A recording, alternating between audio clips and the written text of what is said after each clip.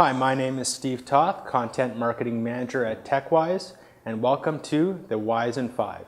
Today I'm going to talk about a really simple exercise you can do with your website that could actually have some great results on your conversion. And this exercise basically involves asking one simple question. And you need to take an objective view. You may even want to ask others to look at your website and ask this question. So, what's the question? This is it. So I want you to look at your site and ask yourself, what do your customers need to believe about you before they contact you, before they become a lead, before they buy in your e-commerce store? By asking this simple question, what do customers need to believe about you, you can create a list of criteria, questions that they may have, things that can satisfy any questions that your customers may have, any hesitations that they may have before contacting you.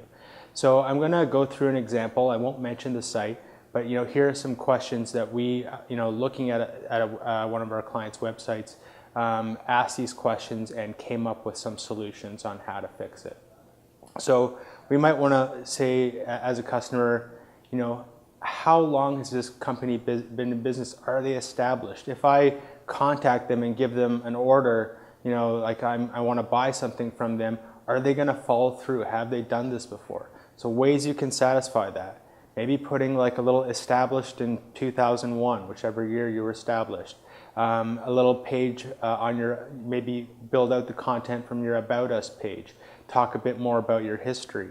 Maybe even go so far as doing a video tour would really help. So that's one way that you can answer that question about whether or not you're established. Maybe your customer wants to see proven results before they contact you. So in that case, we could expand the portfolio section, create some case studies, include some testimonials, video testimonials, even better. Maybe they want to know more about who runs the company. Maybe they really, they don't just want somebody on the lowest level. They want to know who created this company, who's the boss, who's the visionary there. So in that case, we'd want to include a bio section, team pictures, excuse me, on the blog, things like that, just to give that person an idea about who the leadership team is at the company. Maybe they want to know, are you located close to them?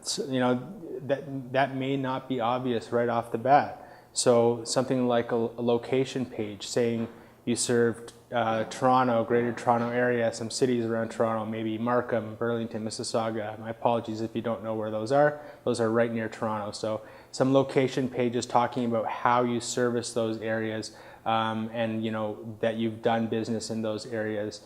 Can really help answer that question right off the bat. And that's a big one for a lot of clients because they want to do business locally. Back to that point about being local.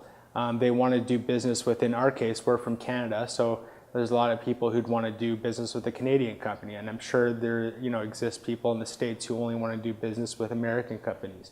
Actually putting a little bit of imagery on your website with a flag for your own country can help in that conversion as well. And if you're doing that through PPC, you can actually change that depending on your location. So if you're targeting US search traffic, you could say we serve people from the US and vice versa for Canada. Maybe they want to know how much your product or service costs. Now this is always sort of a contention. A lot of clients and businesses don't want to put their pricing right on their website. Maybe they don't want their competitors to know how much they charge. Maybe they charge differently for different businesses. There's a lot of variables there, but if you can offer ranges, like let's say you're a plastic surgeon and you want to talk about how much it is for a rhinoplasty, giving some type of range is going to help answer that question for that person. And obviously you can go into details about how each case is different, but this is what you should expect.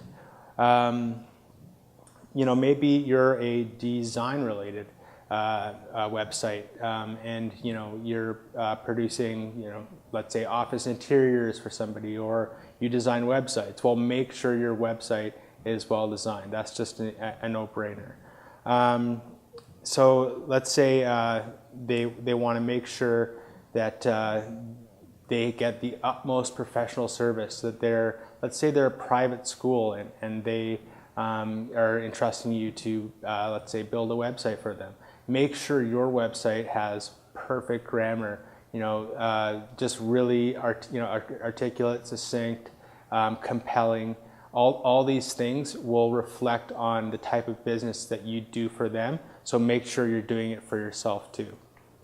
They need to trust you, right? So let's say you're a contractor. Having something like a badge from the Better Business Bureau, HomeStars, Angie's List, industry associations that you may be a part of, all these things will help to legitimize you. Once you have the final list, prioritize those different items and make a plan over the next 2, 3, 6 months, however long your list is, on how to address each of those concerns, and work with your web development company or your internet marketing company if they do development on fixing those items one by one, and you'll find that your conversion rate will increase with all these changes being made. And that's about it. That wraps up this exercise. If you'd like to contact me, you can always do so at google.com/+Steve Toth. And I'd just like to thank Dennis Rosenberg from dennisrosenberg.com for the inspiration. I heard him on a podcast talking about this, and I thought it was just a great idea. So thank you, Dennis.